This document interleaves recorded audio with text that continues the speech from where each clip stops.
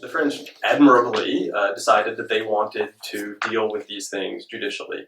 And that was a decision made in the 1990s when the country was under attack from the GIA. I mean, this gets us way into the weeds, but there was the Algerian Civil War. It was a little bit exported to France because the French were backing the military regime that had sort of cracked down on the Islamists. And there were attacks in France, and people were killed, and it was scary. And so the law was an outgrowth of that. They decided to treat it as a judicial problem, and that's great. But they gave themselves tools that are arguably, not even arguably, I mean, are patently exceptional. They had to step out of the bounds of normal law, create new rules, and then use those rules in courts. So it's the sort of thing that on paper looks great, but the closer you look, the more you see that people were arrested. There were mass arrests of dozens, if not hundreds, in some cases, of people. Many of whom were then let go. There was a famous case in 1998 called the Shalabi trial, where they had literally rounded up 300 people. And it ended up in a disastrous case with a handful of convictions.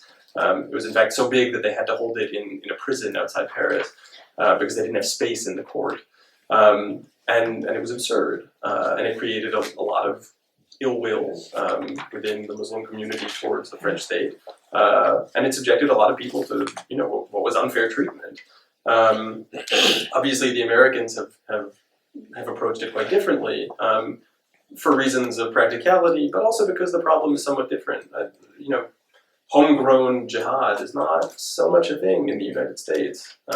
Obviously, with Facebook and the rise of ISIS, things are changing a little bit.